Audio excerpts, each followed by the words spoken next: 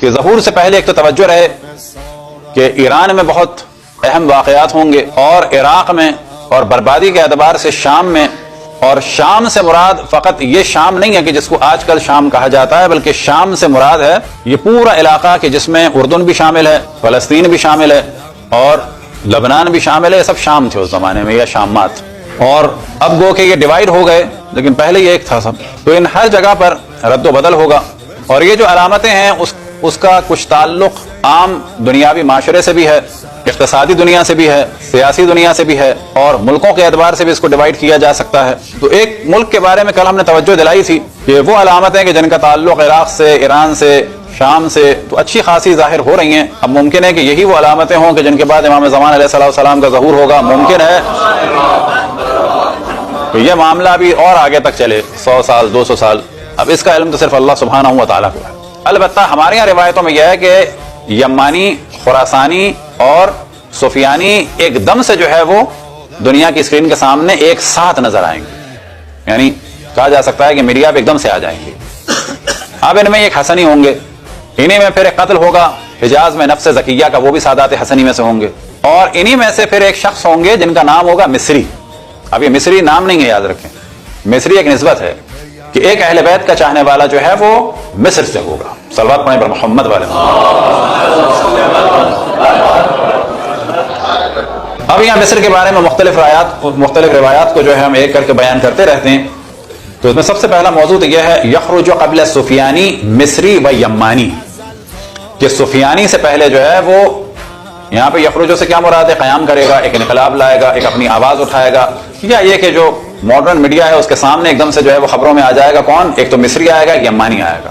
تو یمن کی کیفیت تو آپ دیکھ رہے ہیں، مصر کی کیفیت جو ہے ممکن ایک دم سے بدلے.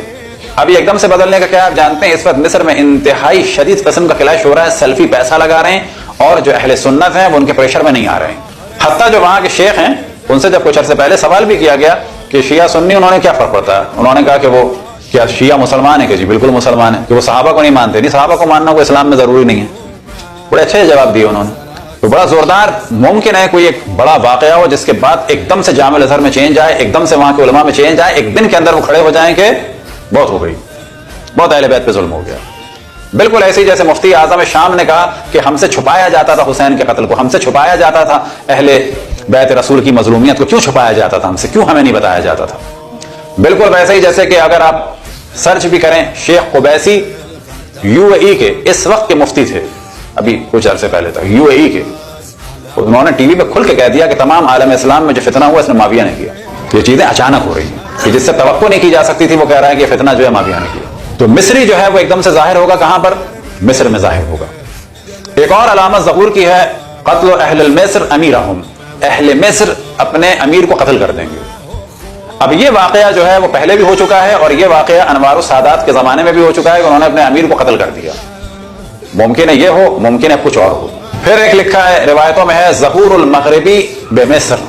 اب یہاں پر ڈسکشن کیا جا سکتا ہے کہ مغربی، مغرب سے کیا مراد ہے؟ عام طور پہ کہا جاتا ہے کہ یہ ویسٹرن کنٹریز والے، لیکن مغربی سے ایک اور مراد بھی ہے. عربی میں مغرب کہتے ہیں کس کو؟ مراکش کو. یہ الگ موضوع ہے، بالکل اس کو ڈسکس نہیں کرتے. مراکش میں بھی اللہ کا شکر ہے بڑی تیزی سے شیعت پھیل رہی ہے. خود اس وقت امریکہ میں اچھے خاصے جو اس وقت مناظرے کرنے والے ہیں وہ مراکشی ہیں جوان. اور افسوس کی بات یہ ہے کہ سید اہل بیت کا دفاع نہ کریں، فقط انہی میں لگے رہیں کہ ہم نقوی ہیں، جعفری ہیں، تقوی ہیں، ہائے بیلا بائے بیلا، نجیب الطرفین لڑکی چاہیے، لیکن شرط یہ ہے کہ بے پردہ ہو. نہ مناظرہ، نہ اہل بیت کا دفاع، نہ علم دین میں، فقط تختی لگانے کے لیے، کارڈ میں لکھنے کے لیے کہ ہم تقوی ہیں، نقوی ہیں، عابدی ہیں، جعفری ہیں. جو بھی نقوی، تقوی، عابدی، جعفری، زیدی لکھتا ہے، یاد رکھیں اس کی ذمہ داری کہیں زیادہ ہے. وہ لکھ کے بچ نہیں جاتا، وہ لکھ کے زیادہ پھنس جاتا ہے اللہ سبحانہ و تعالیٰ کی بارگاہ میں، کیونکہ وہ اپنے آپ کو سید کہہ رہا ہے. تو سیدوں پہ زیادہ ذمہ داری اہل بیت کے دفاع کی.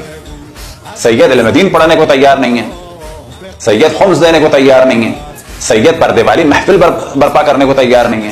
سید لڑکے سیدانی سے شادی کی شرط لگا رہے ہیں کہ وہ پردہ نہ کرتی ہو تو کر لیں گے، اور اگر اب تک کرتی ہے تو کوئی بات نہیں، ہم نے معاف کیا، اب نہ کرے. تو سیدوں کی جانے زیادہ ذمہ داری ہے. یہ تقوی، نقوی، عابدی، جعفری، زیدی، یہ وہ، ان کی سب سے زیادہ پکڑ ہوگی. صلوات پڑھیں محمد والا. اب یہ بات کوئی شیخ کہتا تو سب پیچھے پڑ جاتے کہ شیخ صاحب جل رہے ہیں. لیکن یہ ذمہ داریاں یاد رکھیں. سیدوں کو زیادہ توجہ دینی چاہیے کہ اپنے بچوں کو تیار کریں علم دین کے لیے. علم دین کے لیے نہیں تو کم سے کم کہیں کہ کسی بھی طریقے سے اہل بیت کا دفاع کرو, مال کے ذریعے, میڈیا کے ذریعے, کسی بھی طریقے سے, علمی طریقے سے. اور مصر والے کیا کریں گے, شامات پہ قبضہ کر لیں گے, یعنی یہ مصر جو ہے بڑھ کے آگے جائے گا. اب ممکن ایک جنگ ہو, مصر والے جو ہیں وہ شام تو بٹ ہی رہا ہے, آپ دیکھ رہے ہیں, وہ بھی ایک حصہ لیں. دخول رایات القیس والعرب والغرب الى مصر. اب قیس سے کیا مراد ہے, اس میں اختلاف ہے. قیس والوں کے پرچم اور غرب والوں کے پرچم جو ہیں مصر میں داخل ہو جائیں. اور غرب والوں کے پرچم سے کیا مراد ہوتا ہے کہ جیسے کہ فلسطین کے بارے میں بھی ہے کہ روم والے جو ہیں وہ داخل ہو جائیں گے کہاں پر, رملہ میں. یہ بھی ایک علامت ظہور کی کہ یورپین فوجیں رملہ میں آ کر کوئی کیمپ لگائیں گی وہاں پر. اب رملہ کو عام طور پہ ہمارے لوگ کہتے ہیں رام اللہ نا, رام اللہ الگ ہے, تقریباً 52 مائل الگ ایک جگہ ہے, چھوٹا سا علاقہ ہے, وہ رملہ ہے. رملہ الگ ہے, رام اللہ الگ ہے. اب یہ رملہ میں ممکن ہے وہ کیمپ بنے, ایک دم سے دنیا کے میڈیا کے سامنے آئے گا کہ جی مثال کے طور پر فلاں ملک کی, یورپ امریکہ کی فوجوں نے جا کے جو اپنا بیس بنا لیا ہے کہاں پر, اس علاقے میں. ہمیں وہ نام بھی سمجھ میں نہیں آئے گا, لیکن بعد میں تحقیق کریں گے پتہ چلے گا عجب یہی وہ جگہ ہے جو ہے رملہ. صلوات پڑھیں پر محمد والے.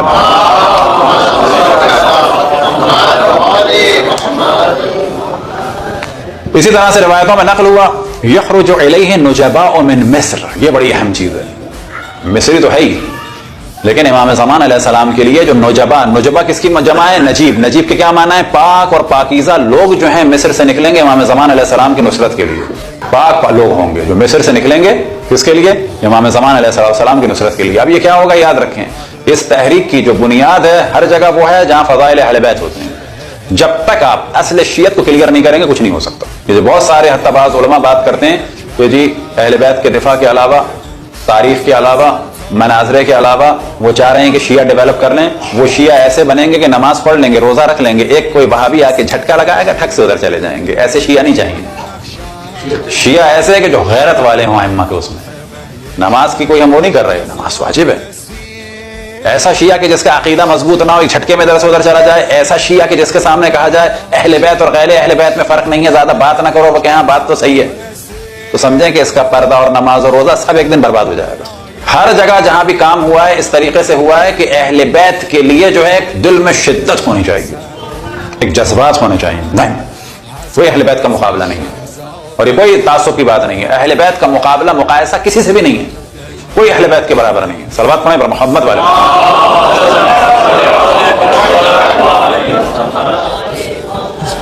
اور بالکل تقریباً اسی موضوع کی روایت جو بعض کا بیان ہوئی, یخرج اہل الغرب الى مصر فاذا دخلوا تلك امارۃ السفیانی, کہ جب یہ مغرب والے مصر میں داخل ہو جائیں گے. اب یہاں سے واقعا ایک ریلیشن سا نظر آتا ہے کہ مغرب والے داخل ہوں گے, یعنی یورپ والے, اور یورپ والے جب داخل ہوں گے تو انہی کا ایک آدمی جو ہے کہ جس کے لیے روایتوں میں نقل ہوا کہ وہ ابو سفیان کی نسل سے ہے, لیکن اس کے گلے میں سلیب ہوگی, اس کے ماموں وغیرہ سب عیسائی ہوں گے. تو روایت میں یہ ہے کہ یہ لوگ داخل ہوں گے مصر میں, اور پھر اس کے بعد یہ قبضہ کر لیں گے شام کے بعض علاقوں میں, اور یہیں سے جو ہے سفیانیت کا سلسلہ